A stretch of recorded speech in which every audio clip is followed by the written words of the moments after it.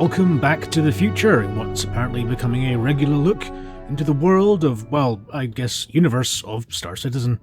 I say regular, what I actually mean is it's been almost exactly a year until I last talked about where the game was in production. You may have seen some talk about recent updates in the game's media, so what's going on? Well, towards the end of last year, there were two major releases from the Star Citizen project. First of all, there was the first glimpse of Squadron 42, that's the single-player portion of the project, basically a modern-day version of Wing Commander. And this was done in the hour-long so-called vertical slice video, showing the experience of playing what basically amounted to part of a mission in the game. I could describe what happened in that video, but needless to say, you're better off watching it yourself to see the kind of fidelity and cinematic feel they're going for. There's a link for that in the description below now. I would also add that although this was a video, it did in fact appear to be a straight feed from a play session. There wasn't any of this in-engine footage nonsense or cherry-picked clips. There were clear bugs and frame drops that a more polished trailer would have removed. It gives what is seen a kind of earnest appeal that you know that when something looks impressive, it's actually being rendered in real time. And at the very end of last year, Star Citizen, that's the massive multiplayer universe side of the game, Alpha 3.0 was released to people who backed the project. This was a major, basically year-long development cycle containing the frameworks for future systems and big-ticket features long trailed and talked about. So what changed? Well, the big one for most people is the inclusion for the first time of procedural planets and moons. These are massive planetoids that act as huge playgrounds and start to give players a real sense of scale of the game. In 3.0, there are 3 moons and 1 planet to explore. They are square mile after square mile of open terrain that does, at least to my eye, do a very good impression of a foreign world. What's more, the details and other features you see from high up in space can actually be flown down to and explored. If you see a crater on the surface, you could fly down through the atmosphere, if that planetoid happens to have one, and land near your target.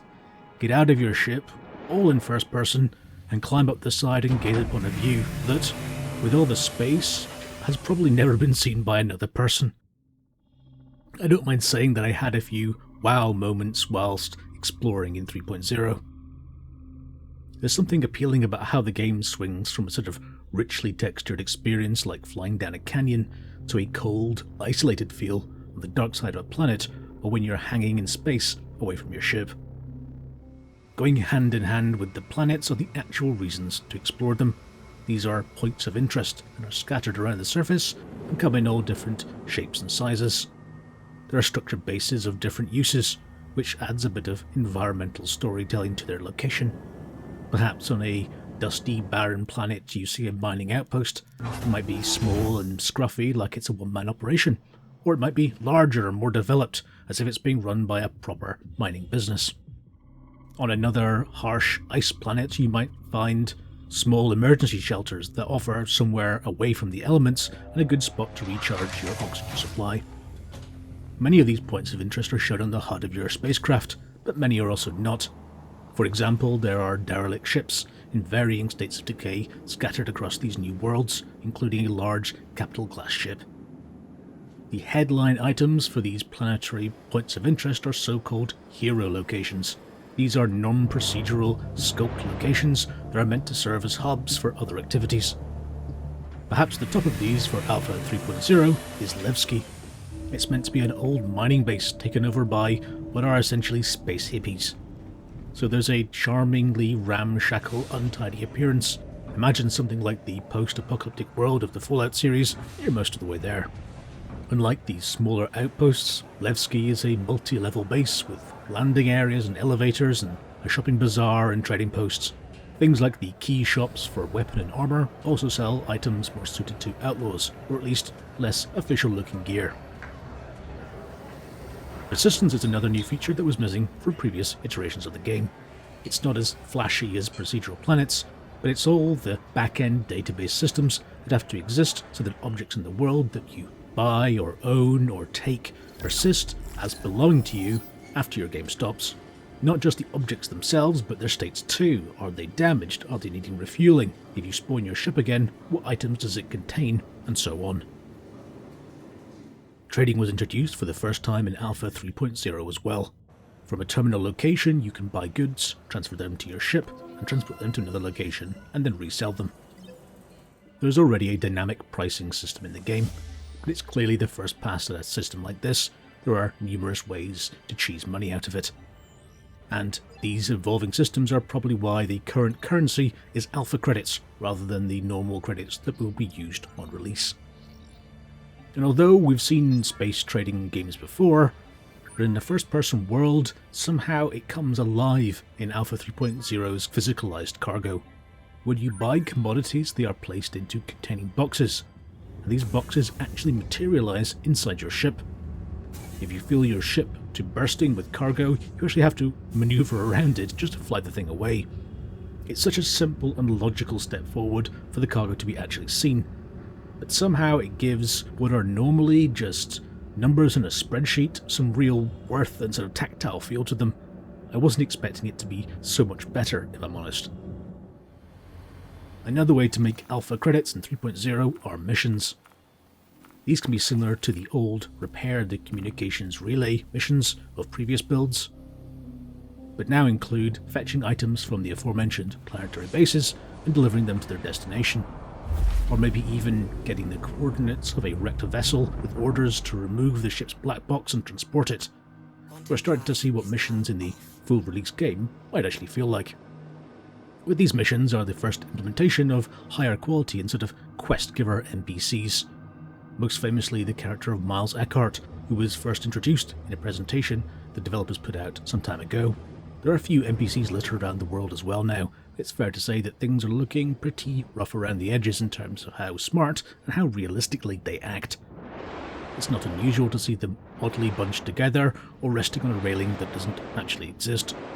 This is clearly a first implementation, but even in this state, they can stop an area feeling quite so sanitized and empty.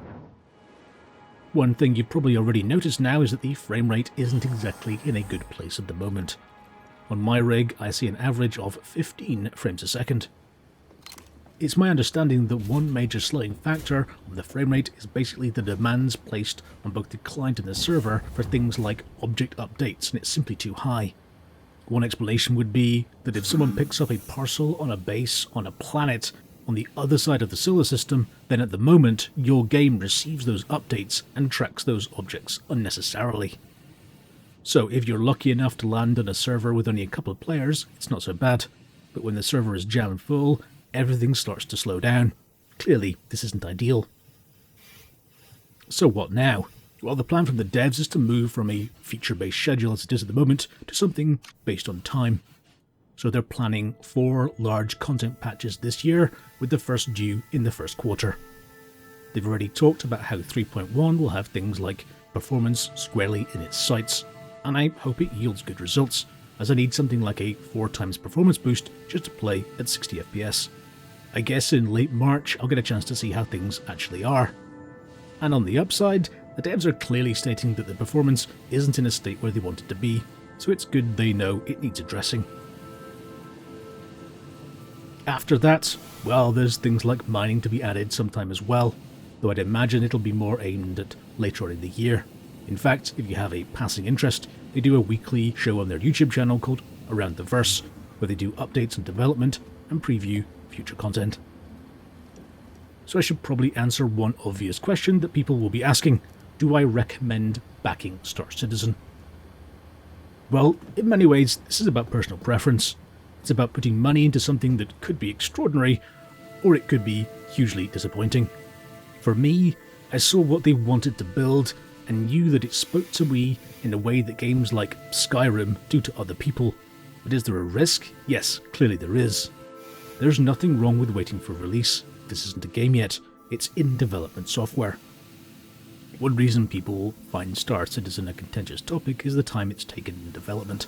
People point to the fact that it's been 5 years since the initial Kickstarter. I think the way the project goals have developed and changed has led to some of that feeling. The time in itself isn't exactly unusual for games development, it might seem to feel longer, as we're not always aware when normal AAA games actively start being made.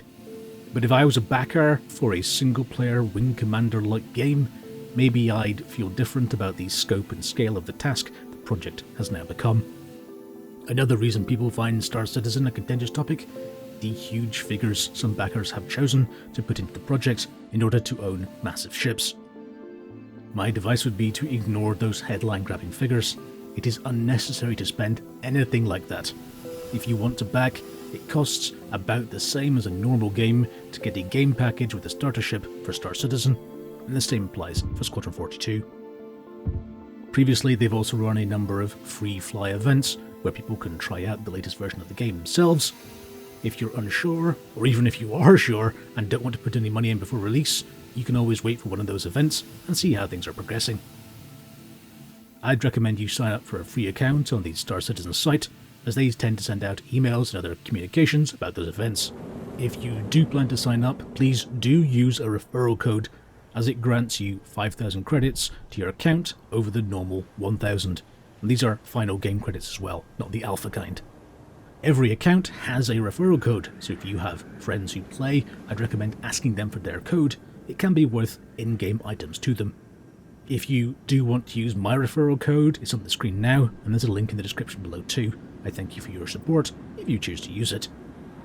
One final point if you're interested in backing: as this video goes live, the prices of Star Citizen and of Squadron 42 packages are in the normal pricing.